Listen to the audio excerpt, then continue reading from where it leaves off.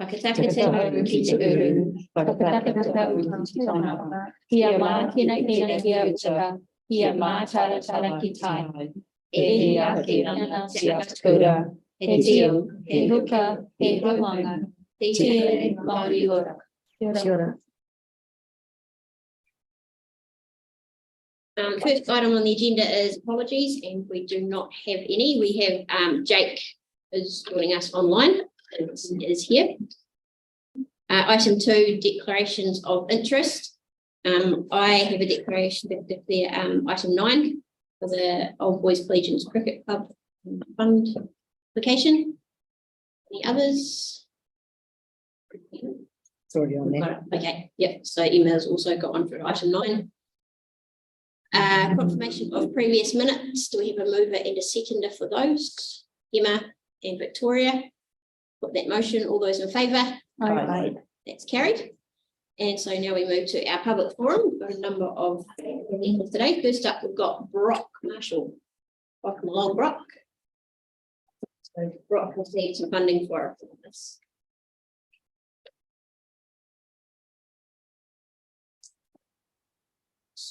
Is that on? Is it read at the top here? There you go. It's just bringing up the photos for you, Brock.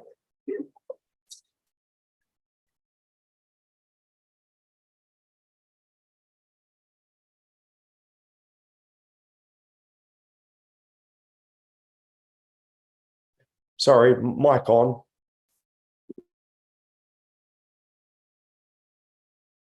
Yep, go ahead. Hi, I'm Brock Marshall.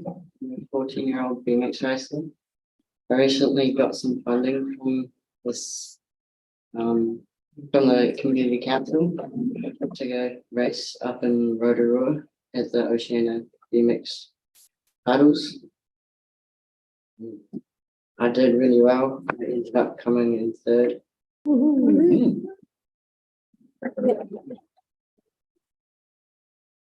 You? What does that basically mean? It means that I am 3rd in New Zealand in the whole Oceania continent. Wow. Yeah, wow. Nice. Well done. I have the chance to go to the World Champs next year in May in the United States, Whereabouts? South Carolina. Wow. You'll be back. Congratulations, Brock. Maybe. Yeah. Got any questions, Simon? For you? Thank you, Brock. I'm checking what club you're with. North Haven, Christchurch, out in Nice. Bexley. Yep. And how long have you been involved in the sport? 8 years. Wow. Oh, Well done. Emma? Am I right in believing there's a new track? There's a new pump track. And have you been using that? Yeah. And does it make a difference to your training? Yeah, it means we can train in the winter. Why? Because it's like got good drainage and it's not made of dirt. What's it made of? Asphalt. Oh. You want to come off? Got any more photos?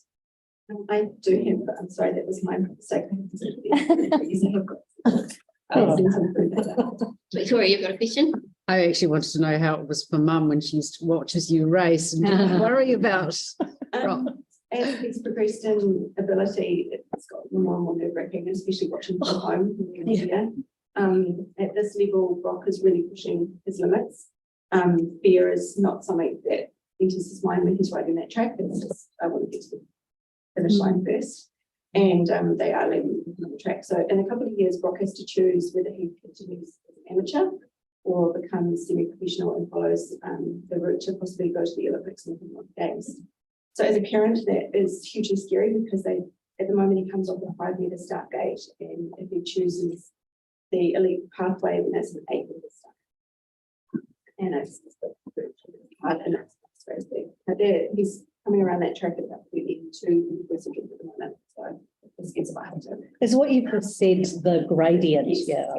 So Brock, have you had any broken bones? Have you got any gory accidents you want to tell us about? I've got a couple of scars on my elbow.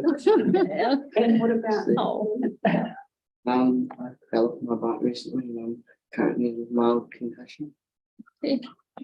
Oh, How many bikes have you got? 2 at the moment. We're getting a So- new one. even with a helmet, she got concussion. It's really bad.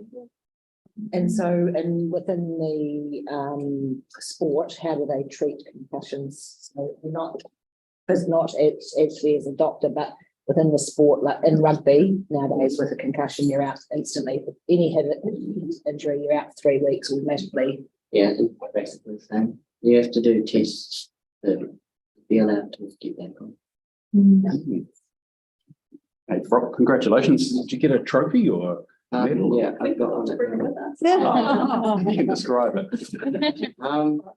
It's like a silver plaque at the bottom, and it's a clear kind of that shape. Oh, yeah. Can you send us a photo? Thank you. Yeah, that one's got it. How many proper BMX tracks are there in Christchurch? There's one in Hornby, one in Bexley, and one out in Rainier. Right, and is that enough for the number of riders? It's right. I think it's more the governance of each individual club that needs to work together to support all riders. But each club is managed by the club. Obviously, it's in council land and as well supported, but all the maintenance is done by the club members, and it's really, really tough. There's a lot of vandalism to the tracks. Technically, you really only should ride a bike on them. Kids can ride little bikes, but no motorbikes, no RC cars, vehicles on the tracks, and it causes a lot of damage and a lot of volunteers' hours to fix, but it also makes it really dangerous. So. Oh, well, congratulations again, and thank you for coming along and doing class today. We appreciate Yeah, it. well done. Really good. Thank you. Very interesting. Oh, take care. Come back next year. Yeah. Yeah. Well done, Brock. Next up, we have Dame Sue Bagshaw from the Youth Hub Trust. I nearly forgot to bring the cup. I remembered at the last minute, but I've got some pamphlets if you want that for later. I'm going to try and talk fast and that would be helpful. wouldn't it? All right, I'll try and talk fast and not take up too much of your time because I really want your questions. So Youth Hub Trust formed in 2017, but we've been working on the project since the earthquakes, basically. But that's our trust board. This is what we're trying to build. So we've got the yellow roof theme. I don't know if it will be yellow roof now, but anyway, yellow roof theme helps because then you can see the differences. So facing you at this time, Salisbury Street is up at the top right-hand corner. And there's the yellow roof there, that's the Manakitanga whare in terms of drop-in centre, greeting and having meeting up with other people. And then behind that, with the glass houses on the roof, which are going to grow veggies, that's going to be a creative arts centre. And then next to that on the other side will be a craft workshop and thinking about actually hopefully having a whare for like a marae style quiet space. And a sensory room, and then an event centre next to that, which can hold 200 people, but hopefully be a flexi space so it can have indoor rec and dance and whatever in between events. And then on this side with the yellow roof houses are the hostel apartments, 23 beds, each with their own shower and toilet, and then a shared kitchen, lounge and laundry. And then in the middle there at the back is a wraparound services with help for Te Tahi Youth will be there, and there'll be help for health, but also community law, legal advice, employment advice. Te Kura will be there with some catch-up education. And then on the other side, yellow roofs, there's some more housing with apartments. So you kind of get skills for living on the side nearest to you and skills for sharing places on the other side. So that's what we're trying to build. These are all the organisations coming in to help out and sharing their ideas and knowledge and skills with young people who come in. And then we've got a lovely whakatauki of a kahikatea tree. So we're built on a swamp. Kahikatea trees grew there enormously, but we're trying to make interlocking roots for the kids so that they can grow tall, like the kahikatea tree. And Anglican Care has bought the land for us. It was an old boarding club, so it's 109 Salisbury Street. Really good in terms of reach to everywhere in the town. That's going to be great for young people. And it's within walking distance of the bus exchange. And that's stage one with the housing, hostel housing, and the wraparound services. And that's got funded now, just about complete. We need some fit out and landscaping, stuff like that. And hopefully that'll be ready July next year. Well, the fit out will probably take a bit longer, as it always does, but yeah, the building should be finished July next year. It's the first time I've been able to say next year. It's brilliant. So yeah, so the next phase will be the apartments, and then the next phases will be the event centre and the creative arts centre, the greeting gallery, and the landscaping on the roof with the greenhouse. So that's where we've got to. Phase one has cost about 19 million. Apartment housing between 7 and 9, and then the rest about 14 is the current estimate. We have got the activities courtyard funded, but I'm not allowed to say yet because it's not been ticked off. Okay. So that's our context. So thank you so much for allowing me to talk about it today. Very exciting project. Thanks for coming along. Got questions, Ellie, and Victoria, then Emma. So who's going to use it, and how are those people fed into it or access it? Anybody between 10 and 24. Yeah. We would like, preferably people who don't have access to the bills because they've got no money, because our facility will be free. So they're not going to say how much money do you earn or anything like that. But what we're hoping is word of mouth will say anybody can come, but we're trying to make sure that we get people coming from every culture. We're going to try and have something reflecting each culture, obviously Maori and Pacifica, but also refugee, different countries that refugee young people come from. And the idea is to have a meeting place so they can get to know each other without thinking, oh, they've got two heads. And the connection as far as the interagency relationships, who will you be working with there? Most of the ones on that slide before. Right. But obviously what we'd like to do with our website is have drop-down boxes and say what you need, and then link to all the organisations that are available in Christchurch for that particular need, not just the ones who are physically in the hub. Thank you. Emma. I know this question might not be able to answer it, but do you have expected outcomes that you are wanting for the people, the youth who come through it? We'd love them to be able to get their own home. We'd love them to be able to, obviously, we'd like to work with all the landlords out there and say, if you have the youth hub big tick, then you can have a lease. Like a reference. Yeah. And then we'd like to see more in jobs. So that we can really training. Exactly, further training. And we'd really like to see them grow in their confidence and their skills. And hopefully help their family as well. It's about happiness. Well, You can't always be happy, though, Emma. I prefer to think about contentedness. Okay, yeah. Any more Awesome. questions? That's awesome. Is there a length of tenure that they can be in there? Or? In the housing, 3 to 18 months, and they need to be continuing to look for employment or training. That's pretty good range. Yeah, and the idea is that sometimes it takes that long to help remove the barriers. Yes, yeah, lovely. Simon. Thank you, Sue. I guess two questions from my capacity as a board member, which are, what do you need the most and how can we help with that? Actually, do you know what? Plantings for landscaping will be really good because we want to plant natives and we've got quite specific requests for plantings that will, all the ones that were approved by resource consent. So that will be really, really helpful. No, that's something we can definitely look to support you with. I'm sure we'd all like to support that. So we can continue that conversation. Thank you. Thank you very much for taking the time to come along today. Thank you very much. Congratulations on getting to the stage that you're at. Yes, fantastic. It's hard to believe, to be honest. Awesome. Thank you. Thank you.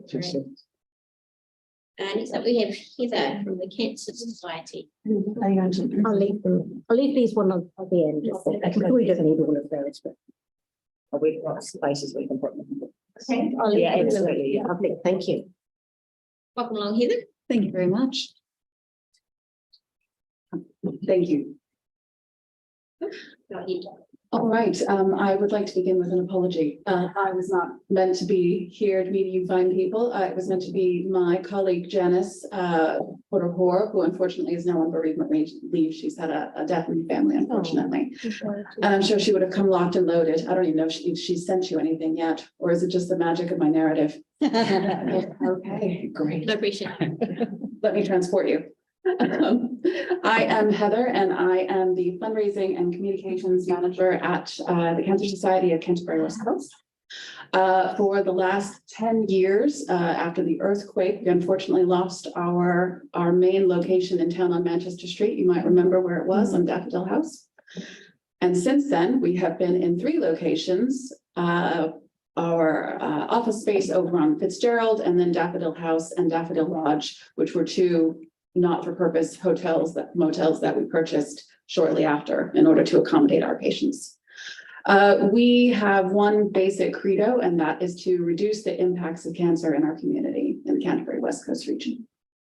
So I'm delighted to say that we, after all of this time, found a place to live and built our very expensive $22 million property. And we now have a 50-room accommodation about a 5-minute walk that way. We're right next door to Braintree. If anyone hasn't seen it yet, I do encourage you to go have a look at it, or wait possibly even a couple of weeks, and then you can come in properly and just have a visit of us. But I am here today, first of all, to announce that fact in general, and just to express our interest in becoming more embedded in the community. We have not been properly embedded in a community for over a decade, and we have felt that isolation very much. I think because we knew it was temporary, we kind of just put our heads down and got on with our work, not really bothering to reach out since we were all divided in terms of staff. But now we're here. And starting next week, we are all going to be working from the facility. It's not until September until we open our doors for accommodation. Unfortunately, we've had, hashtag building problems. But after that, we will be able to start bringing in all of the patients who require accommodation while getting treatment at the Christchurch Hospital. We will have a shuttle running 24/7, 2 shuttles running 24/7 to take people to and from their appointments. We have a park and ride. So even if you are local and you're not staying at the accommodation, you can still come and save yourself from the nightmare that is trying to park at the hospital and just get a ride to and from, especially if you're having treatment. I don't know if you guys have ever had a robust round of chemotherapy, but it's absolutely horrible. And the last thing you want to do is drive. So you can at least spare yourself that trouble. But I wanted to come and field any questions that you might have about the facility. Like Sue, I'm keen to hear more about your thoughts and tell you all about our stuff. But we're really excited. I wanted to add, because not only is it going to be us, we're actually a hub. Our new CE, Nicola Coombe, was very interested in cutting down on the cancer clutter that exists in our world. God forbid you get a diagnosis of cancer. Your first question is, oh God, who do I even talk to? There are so many charities out there, and cancer, of course, is one of the worst plagues of the 20th and 21st century. So it's not going to be just us. Prostate cancer is going to be sitting with us. St. George's is going to be a tenant alongside us. Canteen, and that's just the opening gambit. We're hoping to get more as well. So we're hoping to have a lot of people come and sit alongside us, create better outcomes for family and whānau, so that people from now on, if they do get that terrible news, they know, okay, I'm going to go to the Canterbury Cancer Center and I'm just going to let them help me rather than try to work it out for myself. I'd be delighted to take questions. Ellie? Location-wise, why are you not more central and closer to the hospital? Is it a cost issue, availability issue, both of those? It was a lot of issues. Yeah. Finding a property that would hold what is essentially a 50-room hotel would have cost an exorbitant amount of money. I don't even know if there's any space in the CBD that would hold a The old facility. Christchurch Women's Hospital, you could have from them. I suppose maybe it wasn't available when they purchased the land. I wasn't privy to the discussions, but I do know that that's one of the reasons why it took such a long time for us to, was trying to find a place that was quasi convenient, preferably, as you say, it would have been nicer to be to the hotel, but the shuttle service hopefully will make up for the fact that it's a little bit further away. And perhaps people don't want to look at the hospital when they're staying with us, you know, they'd rather be a little bit removed. We're right next to Northlands, they can go to the movies, they can go. In the Papanui bush. And the Papanui bush, you know, their family, that's another thing, is their carers and whānau can stay with them in a lot of these rooms, so, you know, people look for things to do, they get bored. I can tell you this is a lot better than a lot of our other locations. Yeah. So, I feel really lucky in that regard. Yeah, sure. Thank you. Victoria. Can we connect you with our community advisors who can tell you about what's on offer here in Papanui? Because we've got families that are here for lengthy stays. It would be really nice if we can work with you to get an information pack of some sort that you've got available on what's available and what to do whilst you're here for. When people could come to our community board meetings. That's, we absolutely love a two-way street, you know, first of all, to let everyone in Papanui know that we're here. And we open our doors, you're more than welcome to come in and chat with us. It's not just people impacted personally with cancer or diagnosis. If anyone is just affected, their mom or their sister has been diagnosed, we're happy to talk to just absolutely anyone. It's anyone, any cancer. It's nothing to do with the private or the public sector. We just help anyone who comes in. The accommodation will be taking care of the entire South Island. I'm sure you guys have been noting what's happening down in Dunedin, Otago area. So we are fully expecting to take on some of that as well, given their troubles. But I don't want to say a lot of people come. That's 30% from Marlborough, Nelson, about 20 to 30% from West Coast, and 20 to 30 any given year from Timaru, South Canterbury. Yeah, maybe doing the dog therapy. Dog therapy. We never have. I would love to. I could bring my dog. That'd be great. Yeah. I think animals are a fantastic idea. I don't think we ever have before, but we are expanding what we do offer. Again, Nick has a vision of all the things that we do. Yeah. So she's interested in working with the hospital to create more outpatient offerings like physio. We have a brand new equipment section for a gym that we've created. We've never had one of those before, so that's exciting. So you're open to all sorts of things. Absolutely. I mean, if anyone's got a brief for 10 minutes that they want to explain something to us, we would love to hear it from you. Awesome. Cool, that's really exciting. Welcome to the neighbourhood. Thank you so We'll much. definitely make those connections with our staff and Please, yeah, we're keen to hear from other people in the neighborhood, how they might want to help patients that are coming to stay, if they want to do discounts, and if anyone has any funding rolling around. She's very hungry, that building, yeah, she costs a lot of money. So We'd love to come to the opening. absolutely. There's a chance. Fantastic. I'll let Janice know to add you to the list. thank you very much for Thank you, coming along. Roger. All right, thank you Thanks, guys. Heather. Thank you. Victoria, I think your idea of a welcome pack's a really good idea. But we could put something like that together for them. Okay. With the other community organisations in there. I'm in touch with Janice. Aye. Right next up, we have Harrison, going to talk to us about a cycleway for St Albans Street. Welcome along, Harrison. It's twice in 1 week, Harrison. It is. Some of us have seen you. All here this week somehow, so I guess largely this is wait for the pie chart. There it is, this one. Largely it's just on behalf of kind of a group of urbanists and stuff within the city. We've kind of been working to identify kind of small key projects that can take place with regarding to the better traffic protection for cyclists and pedestrians, and sort of identifying key points where there is an opportunity for a project to take place within a relatively limited scope that could have a larger impact. So two that are within sort of the Papanui-Innes part of the ward of the board's area. I've got St Albans Street and Chapter Street. So it was St Street, and I tagged Chapter Street on the inside. I'm sorry, you have to listen to me for a little bit longer.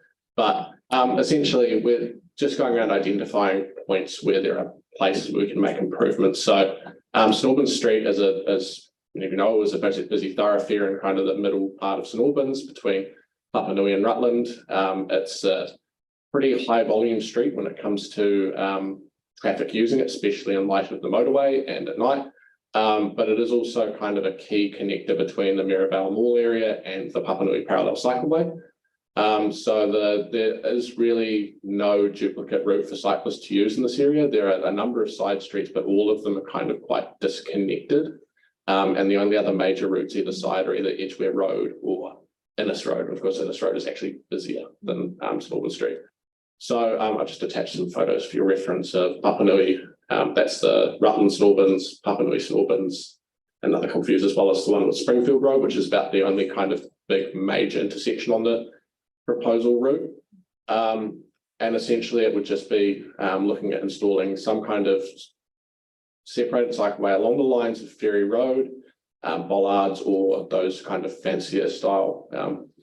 It's got the wee like kind of fancy ones on Ferry Road. You have to be that fancy, you don't have to put the paint down like they did, but essentially creating a safer route to make access between the mall and, of course, by extension, the number of high schools, primary schools on the western side of Papanui Road safer for students and people making their way through to go into town. So that's one. It's about 800 metres. On the north side, there's only two major road entrances, Solomon Brown Street, which is why I've kind of looked at that rather than the south side, where there are actually 7. There's a number of significant driveway entrances that contain one more property. The northern side avoids the need for large-scale signalling at Springfield Road, rather than having to run through and put lights there in the immediate vicinity of the Rutland Street lights. It potentially avoids that sort of thing. And again, it's just about building that better connection. So it's just, the schools, that's ideally looking to induce demand for cycling in the area. For students and for our members of our community who are less likely or who want to try cycling, which again will have an on-flow effect of potentially reducing traffic in the area itself, which is already quite busy.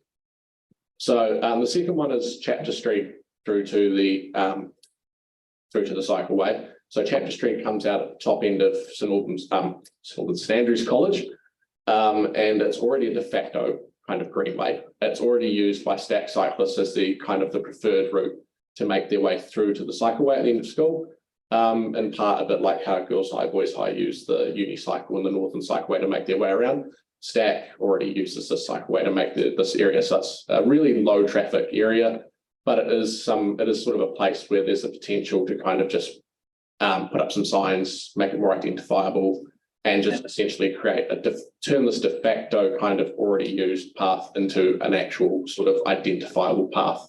Obviously it connects you to Norman's Road and then through to the northern cycleway at Elmwood, but that's not this board's scope, that's the neighbourhood board's scope. So yeah, it's a very minimal thing. It would be lowering speeds to 30k. I feel like this area is already identified on the safe speeds to be modified, but I'm not sure. I didn't take a good look at that. It would just be the introduction of signage, really. Just questions now, really. Thanks for that. Good. No questions. Look, I just want to say that, I think your idea of going along St Albans Street is really good. I know my son used to bike from the Dress Street to Heaton and then Boys High. There was no real safe way to get across Papanui Road. I think it's a really good point that you brought to us, so thank you. Do you understand that if staff were to pick this up, it won't happen overnight? No, this is the beginning. This is like at the moment the priority of the groups that I work in are kind of like more about identifying potential sort of kind of like, it's a bit like building, you have your spines, which are your major corridors, and then you kind of look to branch out. And then eventually you get to the point where you could potentially start building connections between those branches. So it's about basically building the feeder routes into these larger cycleways, which is obviously going to help with the uptake of the usage. So exactly. We call them the connectors. Yeah. Emma, did you have a question? Well, no questions. I'm completely behind it here. Yeah. Okay, Victoria. Thanks, Harrison. You talked about the priorities of the groups that you work with. Can you share with us which groups that you are working with? And it's kind of an informal group of sort of urban kind of designers and stuff within the city. So we kind of meet irregularly, but we kind of are all within the same circles, and as such, we kind of all kind of share this sort of information and bounce off each other.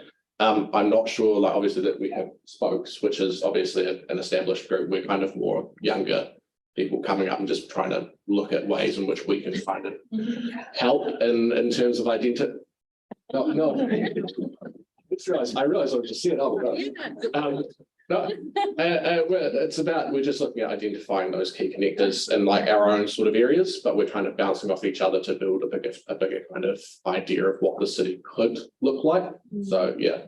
You'll be aware that there's Great Christchurch Partnership is looking at mass rapid transit options, and the Papanui corridor down Papanui Road is going to be that main route. So the council will certainly be thinking long term in terms of any intersection with that Papanui corridor. So whilst it might seem sort of quite simple at this level, it's the intersection points that are likely to be quite complex, and it's going to take a fair bit to work through. So I think it's important that we get the expectation and reality around this particular conversation, but I do thank you for bringing it to us. Hence why I'm here early before this gets together. So, yeah, no, the expectation is clearly there that it will require working. So, yeah, and it does fit within the sort of the DEMP as well, which is people with cars. So, yeah. Yep. John, you had a question? Yeah, it was really along these lines, and I'm not sure if my question's for Harrison or the board, probably both, and that's about, and that is about how these proposals, how they potentially interrelate with the council's existing cycleway plan, safer neighbourhoods plan, DEMP, and so on and so forth. Yeah, well, that's something we can look into that.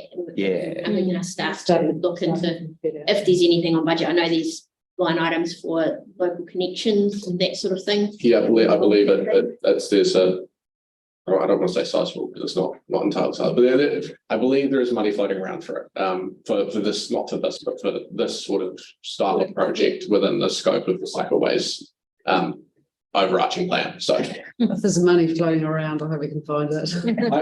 I haven't got any money in my back pocket. That's unfortunate. So you are talking about, temporary stuff doing with bollards and like Ferry Road, and that is considerably cheaper than doing you completely separated. Yeah, it's about more in investigating demand that would be there if there was one, and then looking at if, say, in 5 years down the line, it's a success, you make a move to, say, at the end of the life expectancy of the exit of any temporary structure, you'd make a look at renewing it or potentially upgrading it.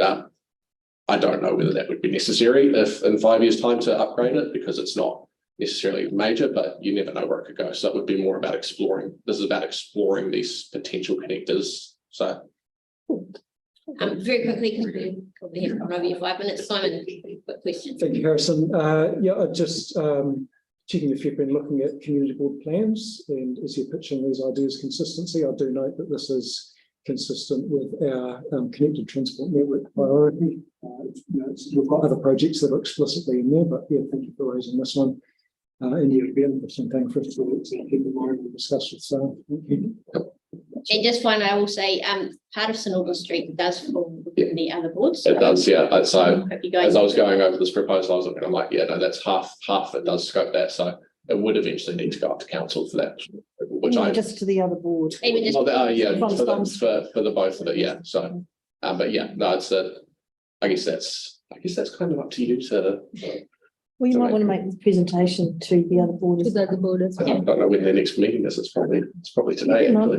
It's probably today. So no, I would suggest if you can going in. Oh yeah, no, I will make something appointment. So right. Thanks for coming and seeing us. Appreciate it. Thank you. Thank you. And next we have Stephen Wood, also going to talk about cycle networks. Welcome along, Stephen. And I'm piggybacking on as an older person. Robert. You look great for your age, though. Yeah.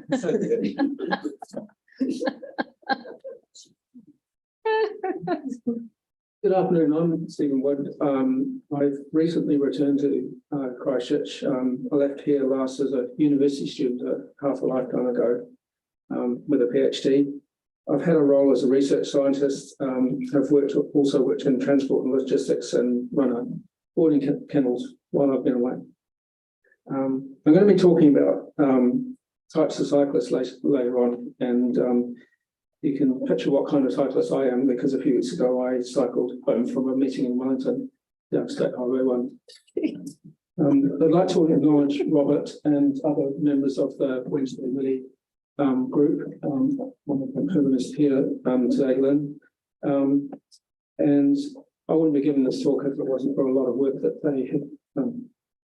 So up on the board here is some things about Christchurch Network, the plan of doing major cycle routes, which was first put out 10 years ago on the left, and then on the right is a map that we've got given out to every cyclist that picks up a cycle map from the council, showing how far we've got, and the dark ones are the ones that are built, and the pink ones are the ones that are coming, and most of them are labelled that they're coming this year. But it's more is built than not built out of that network. There's still a huge gap out to the east, and I was talking to the community board out there on Monday. So the next slide, please.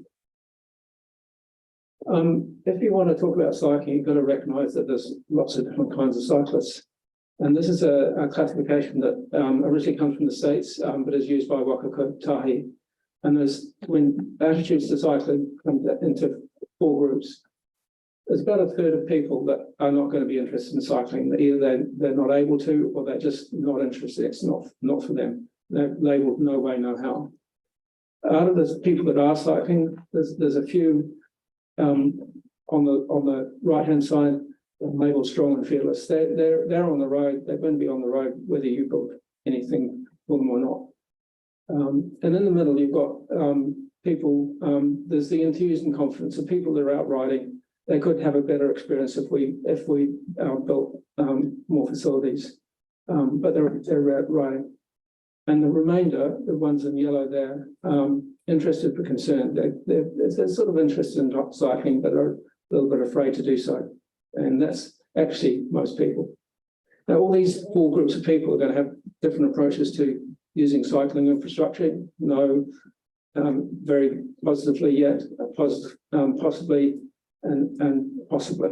They're also going to have different approaches to propose to build it. You know, if they're not interested in cycling, they're just going to say they'll oppose it.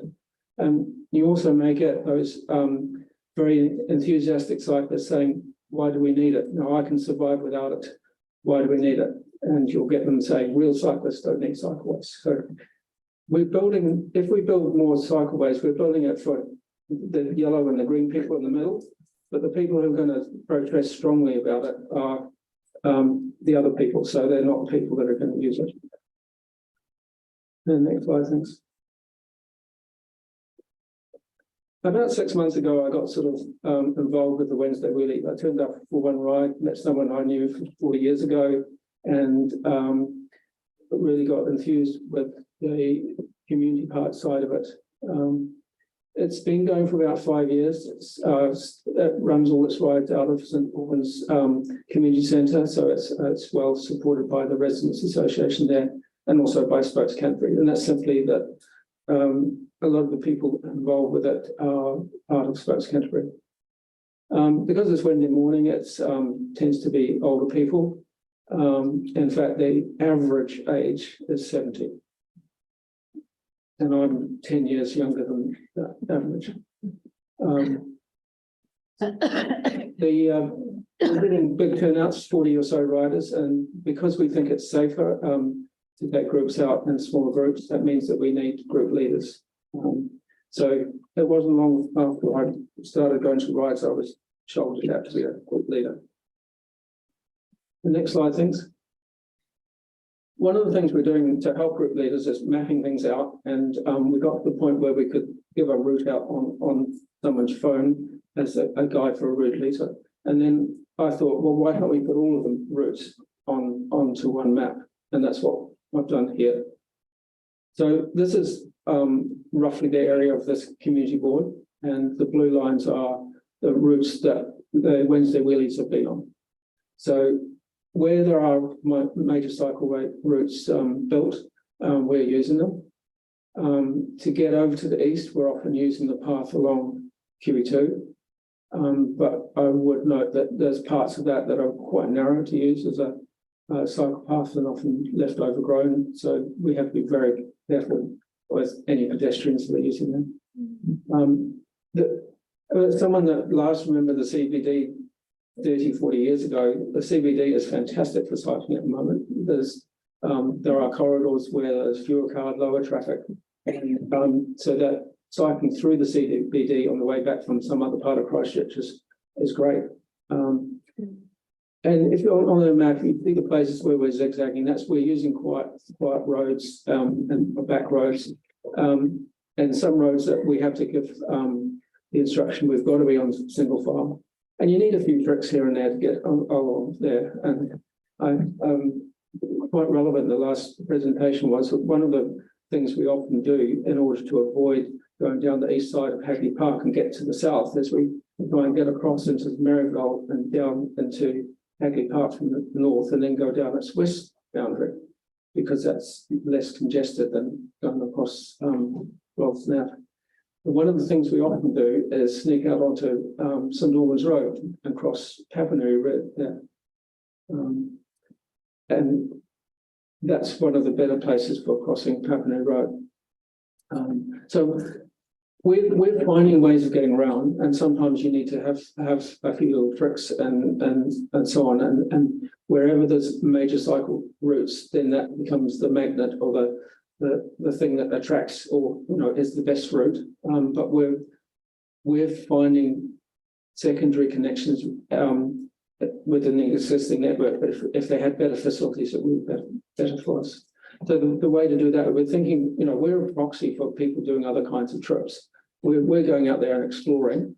But if you want to encourage cycling and having all these short trips happening, then you should be looking at these secondary connections and what the environment around places that might be the start and end in journeys would be, the schools, shops, sports facilities, and so on. Stephen, sorry, you have gone over the 5 minutes, so I'll just get you to wind up. Yeah, so the kinds of things that are being encouraged, perhaps look at quick build facilities, reassigning some road spaces. They can be options that can work. Sure, we're waiting on the rest of the major cycleways to finish, and that's part of the network. But all the other little links and making an environment where cycling is better are also part of the network. Thank you very much. Probably time for one quick question if anyone's got one. No, that was very clear and detailed. 2 second plug for Blacktober. Oh, sorry. For the last couple of years, I've tried, and COVID has said, no, you can't come to the community board. So this is year 7, 50, 60, 70 events as per usual, and just a quick thank you for the strengthening communities funding. And it's a year of funding, so we really appreciate that. Thank you. Thank you very much for coming along. Thanks a lot. And then finally today we have Susan Peak. So talk to us about slow speed neighbourhood signage. Welcome, Susan, and as you know, you've got 5 minutes. Am I on? You are. Yes. Great. Kia ora, everybody. I'm Susan Peake. I haven't been here for a wee while. As you know, the signage went up in December 2022 and operationalised the slow speeds from Papanui and St Albans. Do you know where I mean? Yeah. So, and they were operationalised in February 2023. So I've been keeping a close eye on the speeds to see how things are going, especially down roads such as Grants Road, which is where I live, and where else? Rutland Street is bad, and Springfield Road. Oh no, Springfield Road's not in it. Sorry. So Grants Road is the longest street, and it's only got one sign saying 40 k's. So I feel a bit aggrieved about that because the Kura's got 6, and it's not making any difference. It's the longest street in the Living Streets area, and I feel that it needs more signage. Now I know that coming out of the 30k zone it's the council's way of putting one sign only on the left-hand side, but it can be missed, especially if people are coming around corners such as Gambier Street and going around onto Grants Road, going east. So I think that the council needs to do something different, and I think it's because I've had a look at other streets. I've had a look at other streets where you've got 30k zones, and it is just one for 40, but I think there should be one for 40 on the other side of the street, and also perhaps not just where the 30 is coming the other way, but maybe putting it down a little bit further. Grants Road has no intersections, and it's probably the longest stretch in that little area, or no calming measures. That makes a difference too. So at the other end of Grants Road, where it intersects with Grasmere Street, that's a right angle, and you're actually going into another street.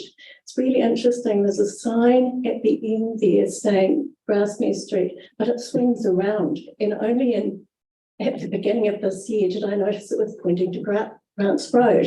So of course I rang the council, and the next minute it was changed, pointing back to Grasmere Street. However, a few weeks ago, I saw it pointing into the Cranford Basin. Now it's back towards Grants Road. So I think I'd quite like to see one saying Grants Road, because you are in another street there. The other thing, an example is who was doing it? HEB contractors were doing some retard sealing between the Papanui stream and the end of Nomarsh, the Grasmere Street. And I went out and had a look, as you do, because being neighbourly and nosy. And I noticed that they had 50k signs up. So I went and asked, why have you got 50k signs up when this is a 40k zone? And the man there who was operating a stop-go sign with walkie-talkies and traffic lights, I thought, if this is the 40k zone, surely you'd want people to go 30k. So why would anybody have a 50k thing? So I thought, well, you go from a 30k to a 40k to a 50k, and then where? So I'm wondering about the level of communication between the council and contractors, whether they realise how many slow speed zones there are in Christchurch. He apparently had driven around from Grasmere Street and didn't see the signs, even though there are signs on either side. And that's another communication thing that I'm wondering about with the City Council, whether more could be done to promote or give the public more awareness of those slow speed zones. And with that happening in my area, I'm more aware when I'm going it through other people's neighbourhoods that this is their turf. So that's just one thing. So that's pretty much it, short and sweet. So I'd like the council to look at putting some sort of signage there, because we do get people, we get a lot of rat runners, more people are coming from the north, cutting through, and also we get quite a few homes and quite a lot of trucks that aren't necessarily farmers' trucks or food trucks, etc., because it's a good route. And I thought originally that people cut through down Rutland Street, etc., because I'm missing 11 traffic lights. It's actually 9. I counted in my sleep last night. Victoria, you've got a question? Given that you've been doing a bit of research in this space, have you got any comment to make on signs on the side of the road as opposed to painting on the road itself? The painting on the road, I notice these days, doesn't have the red bit background, and I think that is unfortunate. It's probably a sign of the times and money. Do you know what I mean? It has 40 in there, because that makes it stand out. I thought about putting 40 outside my... I've got school cert art. Quickly, Simon and Emma. Thank you, Susan. You're not the first person to raise some of these issues with us, and particularly around compliance with the reduced speeds has come to the board already this year. And we have asked some questions of staff around that and around the monitoring and effectiveness of it, so we can add your questions to that. It was something that the board is already aware of, but it's good to have. I was going to ask about monitoring and doing some data collation, but I think before that, they need looking at signage to see whether it does make a difference. And what are your views on the future developments in the area and what? I think that's going a bit off topic. We're not going to get Yeah, it's 5 minutes already. okay. Thank you for coming along, Susan, and we will follow that up with staff. Thank you. Thank you. Right, now move on to item 5, deputations by appointment, where there are none. We don't have any petitions, so we'll move on to item 7, which is the report for the proposed road names at 110 Hillcross Road. Happy to move it. Ali's moved it, Victoria seconded it. Put that motion, all those in favour? Aye. That is carried. Item 8, the response fund application from Friends of Edmonds Factory Garden Incorporated. Good evening. You might remember this was laid on the table from our last meeting at Luxtown Hub. I've gone away and talked with the Coastal Berwick Community Board, and staff have granted $1,000 out of their capacity budget, and so the application you see today is for the remaining amount. Sunita, were you happy to move it? I was happy to second it. Oh, yep. Put that motion, all those in favour? Aye. Carried. Thank you. And item 9. Good one. First up, are there any questions for staff? Sunita. I just want to know about these two organizations. One is Rickerton and Avon. They are not in our board, right? Or are there people are from our board It's based on the participants. who are on the board? Okay, That's on the percentage. okay. Cool. Got it. I assume that. Pauline? Yeah, I'm sorry, that's just sort of this one, but the dishwasher one, how much are they intending to spend on? They've need a book. Is this the right? No needs. Yeah, I'll take it. sorry. A commercial one, so Yeah, how much are they normally? quite expensive, 3,000 plus. Yeah, so what are we offering them? Is it This is a split application with Benton, Waimara here with Community Board of Staff. Yes, and so they'll be a bit more than us, but are they likely to? So they're fundraising another 3,200. Oh, I suppose that between us would be putting about half. Okay, that's thanks. Other questions? I just have a question on, based on the full amount, and what we have left over 1,400, which we have to have to the end of this month, so we don't have another meeting. No, we can carry. Just carry that.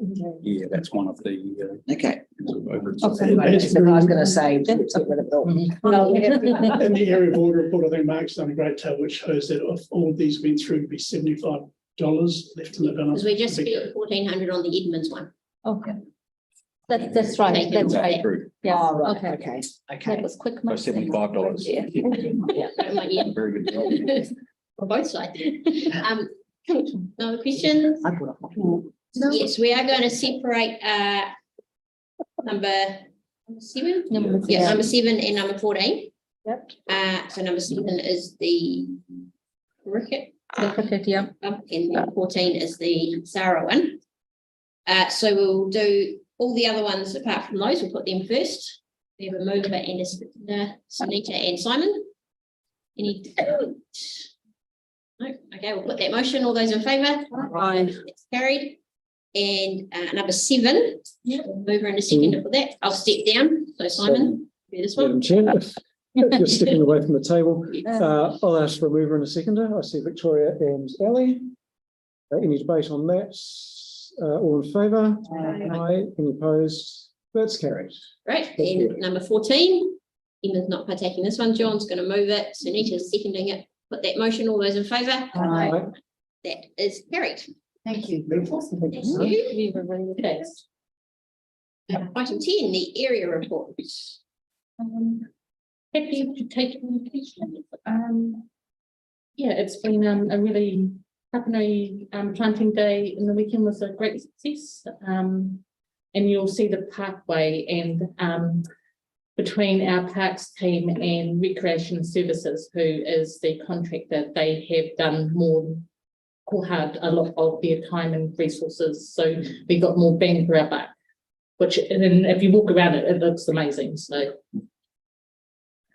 Yes. And the other item I'd like to just chat about is the Fresh event. That's like a Shirley Hoops event at Shirley Community Reserve, which is in the school holidays. And you'll be getting a briefing on the 29th of June this month. Now that your community board plan is adopted, we are going to look at doing some engagement with Shirley Community Reserve.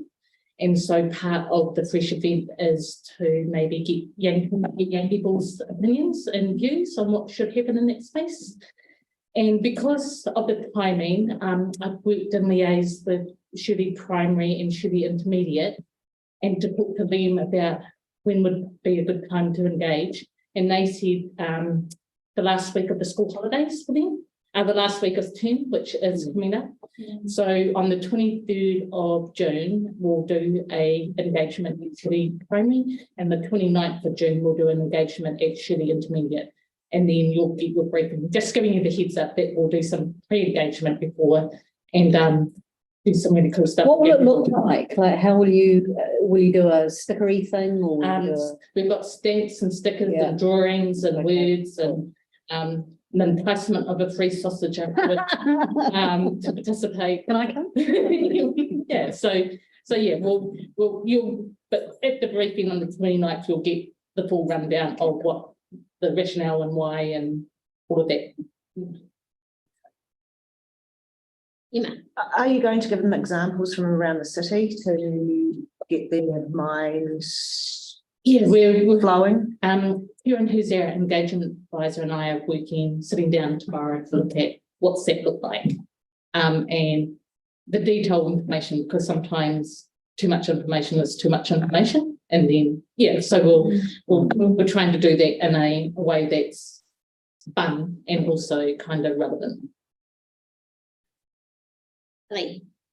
I just have a question around the downstream effects management plan information, which is in the table there. Ongoing, the board has asked a range of clarifying questions around the DEMP work, which staff are investigating for the board. Could we have some idea of when that is coming to us, please? Yeah, I think literally just got emailed during the meeting that it's about updating on that, because I thought it might be July, but I think we might be able to get something in June, by the end of June on that, if I'm understanding correctly, but sort of cursorily saw that while the meeting was starting, so it's popping that along, so that should be coming shortly. So you haven't got the information yet, you've got an indication that we'll be getting it by the end of June? But roughly, that's quite a quick indication that I'm sort of picking up on without reading things correctly, but that is it's definitely being worked on, and that's developed and worked for that project. Okay. I just want to note, I'm finding this really unacceptable. The time frame is quite outrageous, considering the time that we've been asking about this along the lines, and it's not Mark's fault or any staff here's fault at all. You're doing everything that you can do, but the CNC was still waiting to hear about that as well. Oh, you should have got an email this afternoon. Okay, thank you. All right. It's extra hard and got that sort of extracted. So oh, actually, yes, I did, and you got my rubbish bag of rubbish that I collected this morning as well. That's just great. Yeah, but this information about the DEMP, I do not understand what is so taxing that it's taking so long. They are really straightforward questions. It's an issue and issues that we are really concerned about. They're significant issues. And I actually feel as though we're being treated with a little bit of contempt at arm's length. And I think they're simple questions that deserve an answer, and I'd like them to get on with it. Please. Yeah, on that, we rallied the whole troops in terms of the transport unit talking to each other and pushing them, so the board would want the information. Yeah, and I totally get that, Mark, but I also want to raise it around the board, and it would have to have the support of the board. But I actually want to go to the CE's office about this. I think it's just crazy that a board is waiting, elected members are waiting as long as they are for information that is really important to a significant issue on the ward. I agree. Some of them are really basic questions. Yeah. And what are we talking now? Is it 6 weeks since we had that presentation? And we've got another 2 weeks of June. So it's taken 2 months to come back to us. And the clock's ticking. So is it, new councillor, can I ask this question? Is it commonplace for community boards to get an audience with CE or someone in her team about these sorts of things? How does this work? It's not commonplace. What is the pathway? It's not commonplace. But it's also not commonplace to put a motorway down through a community. Well, hang on, can I just answer that?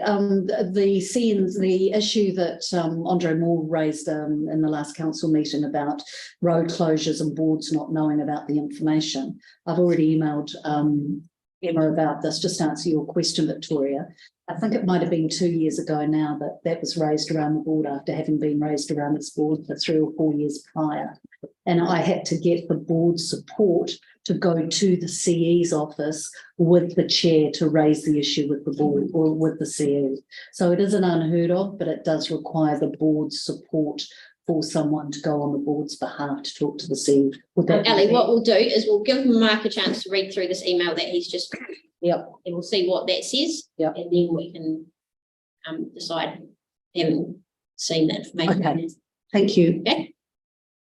Anything else? Any other questions from the area report? No. No? Do we have a movement and a second for that? Simon and Pauline, put that motion. All those in favour? Aye. Carried. Kelly, guys. And then finally, item 11, is information exchange. Who would like to go? Bring my phone. I just following up on the bin out on Aberley Park. I have the name and phone number of the owner of the land that it's on, so I will pass that on if that helps. The clothing bit. Yes. That's Save Mart. Haven't we been sent a memo? That's owned by Save Mart. Yeah. About the land. Land is mine. Oh, I beg your pardon. Sorry. Right. Okay. I say on by Mark. Anyone else have anything? Victoria?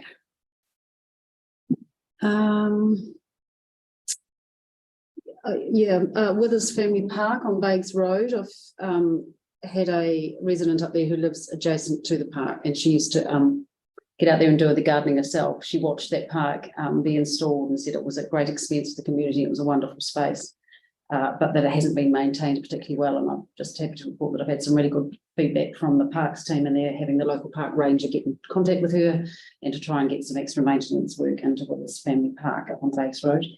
I've got a couple of other things that are just working their way through the system, not worth mentioning. I just thought I'd let you know that we have a councillors' recess week on the week of 10th to 14th of July.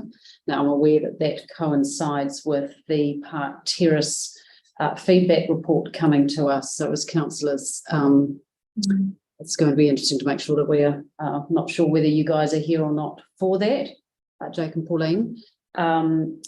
I don't have any clarity on the decision-making delegations around that. I wondered whether someone can. There's different bits to it where the board has delegation for some bits and not others. So we'd probably decide on the bits that we have delegation for and send the rest to the council. We've got a memo coming, isn't it? Okay, so we're still waiting for that. Yep. Can I get some clarity then on how that will work on the 13th of July? You'll be aware that there were an enormous number of deputations at council when it came up recently. And is it intended then that we will be open to other more people to come back? We have a meeting on that tomorrow. Mark, Tessa and I, because we've already given consideration to that, so I don't have an answer for you yet, but we're already considering what that looks like, so we can have some internal chats. Great. appreciate some information on that.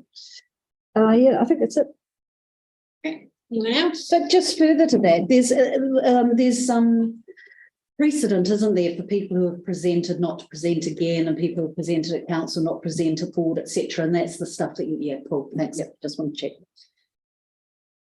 Anyone else? Yeah. John. Yes, we went to the AGM of the Avon Loop Planning Association, and it's one of the neighbourhood associations in our area. Very organised outfit, and probably the thing that they need most help with currently is publicising use of their cottage. They have a community cottage on Hurley Street, which is one of those curly streets behind where the Travel Lodge was on Avon Loop. And it's a nice little place. It's a good spot. So if you know anyone who has either regular meetings or one-off uses, it's a very reasonable fee, and they provide that cottage for some commercial uses too, as well as community use is their main thing. If the details get sent through, we can circulate more. Wonderful. I'll get those to you. Anyone else? I just do want to say a couple of things, just give updates on what I, as chair, have been doing since last meeting. So spoke to our slow speed neighbourhood submission to council. We went, Simon and I, were you there? The neighbourhood trust AGM. No, I couldn't. No, no, Simon and I were there. That was really good to hear about what they're up to. They're just doing amazing things. I went on the site visit to the youth hub, which was very cool to see. Simon and I did our monthly presentation to the council for June. We had bush planting day. And then Simon and I this morning, we attended the Chairs Forum, which is held bi-monthly. And there was discussion there about the engagement for the long-term plan, the early engagement that's going to be happening between sort of July, August, using a very cool online engagement tool, which the board will hear more about at the briefing, about Shirley Reserve. And also we had information about the Better Off funding. Our board gets $500,000, and we as a board will be having a workshop in the next couple of months sometime about how we go about using that. It's really exciting too. And another thing I did want to mention is that the Shirley Village project has completed their draft community-led development plan for Shirley, which is an amazing document. So do jump onto their website and have a read if you get a chance. Got a lot of history behind it, and it also highlights some really exciting potential projects for the area, which we as a board should hopefully support in any way we can. And then the Edible Garden Award certificates, I'm presenting 4 of them tomorrow. I know others have been doing them as well, so that's very cool to be able to do that. I did remember something else, sorry. 2 things. Last night I went to the Papanui High School musical Chicago. You've got a free night tonight or tomorrow. It was absolutely amazing. The talent of those kids on that stage was phenomenal. It was, yeah, highly recommend to go there. Second one, I just want to raise, I haven't quite got my timings, it's all a bit of a blur. It's in relation to the Northern Line, some of those cycleways and some of the upgrade works that was happening around the railway corridor intersections, just making sure that everybody's aware that we sort of got the go ahead and then pulled back again. I think that's happened in the month since we've had our last meeting. Yeah, Can the someone memo clarify? came out. Okay, just like to make sure that it was really frustrating, wasn't it? It's been going for years. Yeah, and just thank you, Victoria, for raising the communication issue in the council meeting, because sometimes information is provided, for example, by staff at a council meeting, and once it's provided, it's in the public domain, and even if that is ahead of perhaps things being formalised. So it was good to get the update from staff saying this is what's now changing and why, so that we could share that as well. Sunita. I presented the Edible Garden Awards to Higley Preschool and Gerard from Phillipstown Preschool. Children were super thrilled. I got to even do a mat time and sing some songs with them. That was pretty cool. That's where my previous life preschool teacher skills comes handy. Teachers were very surprised though, but then I share the secret that I was a preschool teacher. So yeah, but no, great. And to the lady who helped them, Emma, who was a landscaper, she came along as well. and good to see that how she has taken on board of some of the council strategies in terms of planning. Plus, I got Emma to get in touch with Smith Street Gardens because they're looking for more plantation and seedling and things like that. Seedling and things in future. So with Georgina, especially. So yeah, that's good. And Filipino community is quite cool for Gerard to receive that, and he's hard worker. I actually witnessed some really cool engagement with few individuals without naming them, that how their life is changing from possibly having a convictions, but now involving themselves in Phillipstown Hub through gardening and changing their life around. So that was, great impact to visit that. So thank you they have passed. Thank you to the board for supporting them. And just if you are presenting those, the ones that you've done, if you could send photos through and put them on our board Facebook page and our council board. So. I had just a quick question with regards to the Chairs Forum. How did you go with us raising the issue of the IT issues? I raised that last time. I think I filled you in. Did you? Yeah. Apparently nobody else is having the same issues, but it did come up that a number of people don't use their council device because of it's easier to use. Well, that would suggest to me that others are having issues. I was in there twice last week, and the problem that I'm having, they are unable to fix and tell me why it's happening. And they've also said to me that you as elected members are slightly different from everyone else, and so that's what's causing some issues. So it's an accessibility thing. And I've mentioned to them that there are workarounds that we use. I explained what the workarounds were, and they don't seem to be very concerned by that. And I would have thought it's a security matter, you should be. So, but anyway, I guess if no one else is having any issues, then no one else is. Does it concern them that people aren't using their personal? People are using their own personal devices? Okay, thanks. So I just got a question in regards to the presentation to the council. Yep. Did you raise our frustration over the DEMP in that? No, we haven't. Yeah. Okay. As I say, we'll see what this email says and go from there. Okay. Anything else? Cool. We'll close the meeting with our karakia.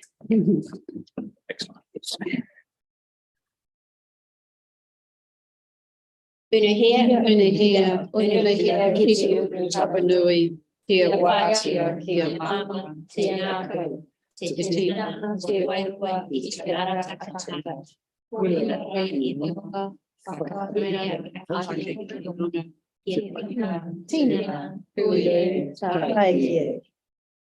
Apologies.